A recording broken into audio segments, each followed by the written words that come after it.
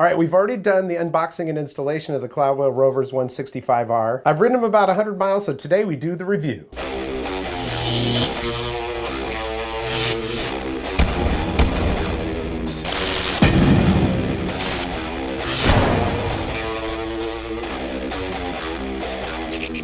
Welcome to the Vapor Trail channel. I'm Tony, and today, we're gonna go ahead and review these wheels. I've given them about, maybe even a little bit over 100 miles of riding on the Exway Atlas 4-wheel drive carbon. Prior to that, I had the pneumatic wheels on there. Love the pneumatic wheels, I really do. They're super comfortable, they're grippy, they're great for all terrain, but you know, I live at the beach and, well, in the Outer Banks of North Carolina, we have minute little pieces of cactus that are all over the place. And we also have these things that are called sand spurs. It's just a little tiny little nugget that has just big spikes on it, and unfortunately it can puncture these tires. So I always kind of get a little bit of a different range anxiety than, oh, is my battery going to run out? Am I going to get 3, 4, 5 miles away from home and get a flat? Yeah, that's not going to be fun. I'm not one that's going to be carrying a tube and a pump and all that. I just don't want to have to do that. So I'm not hating on the pneumatics. I really enjoy them.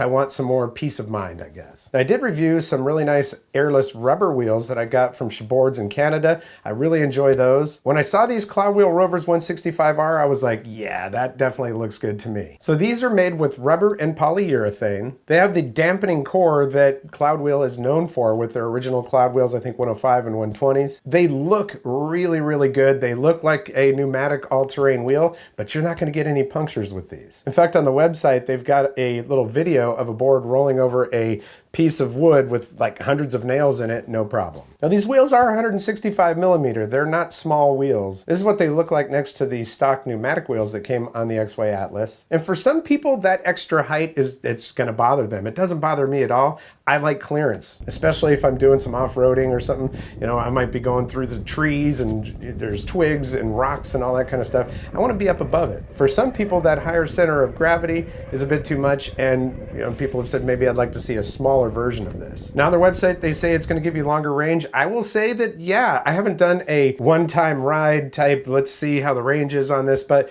adding up my range over time, I found that I get at least 5-10 extra miles out of using these wheels over the pneumatic wheels. Yeah, I wish I had enough time to be able to go out and do an all-day ride and really do that, but you know, life is life. Now the wheels are all-terrain. Yeah, pneumatic wheels are gonna feel a little bit better when you get on some really rough stuff, but these, you know, I compare them to if I had pneumatic wheels that were pumped all the way up to like the highest PSI that they recommend, usually 50 PSI.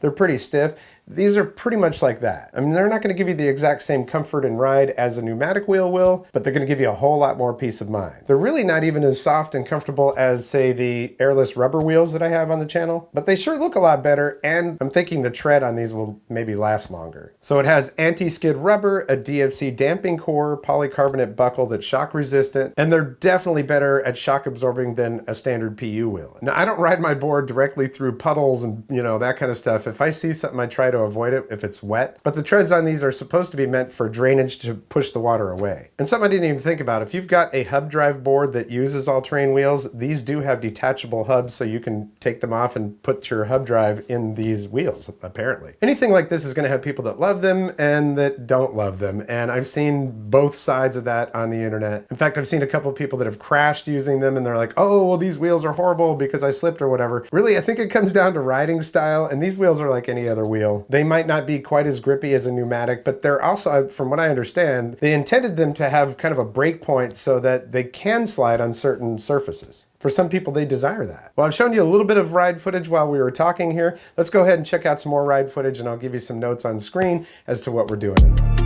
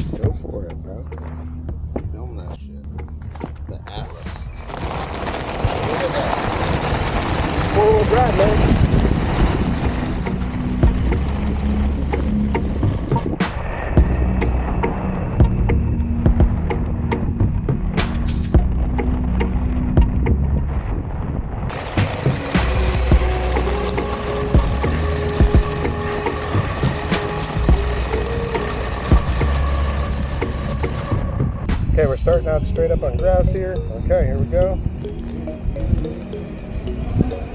We're gonna give it third gear.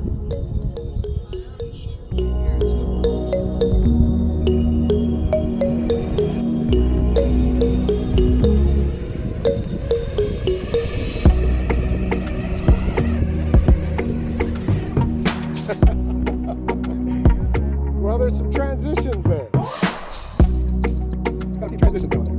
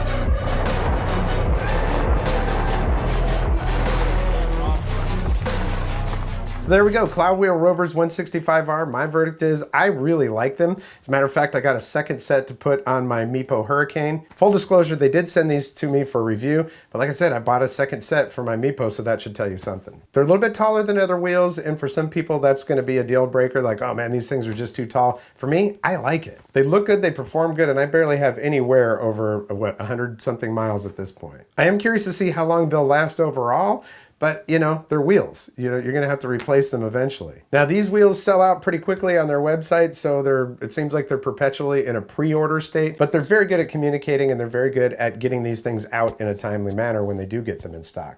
You might find some on other websites though, because some companies have purchased them to sell with their boards, so that might be an option for you. Either way, I dig them. They're gonna stay on this board until they're wore out, and I will put the other ones on the Meepo Hurricane once the other wheels wear out. So that is the Cloudwheels Rovers 165R, and I want to thank you so much for your support here on the channel. Likes, comments, shares, subscriptions, always very important to my channel, so if you like what you see, hit the thumbs up. If you haven't subscribed yet, there's a red subscribe button down there and a notification bell. If you click both of those, you'll get notifications when I upload new videos. I have links down there for my social media, so if you have one of those, I'd appreciate a follow. And for real, I really do appreciate you. I've gotten into this. This is like another rabbit hole for me. I've been doing the e-mobility, particularly e-skate, for like the past year, and it gives me so much freedom and so much joy, and I think it will be for you too if you haven't tried it. I do have a thank you button down there. If you've never used one of those, you click that and you can give anywhere from $1 to whatever. Any support I can get from you, I appreciate. This is not an inexpensive hobby, and it's not inexpensive to run a channel like this. Well, that's gonna do it for this episode. We'll catch you next time on the Vapor Trail channel.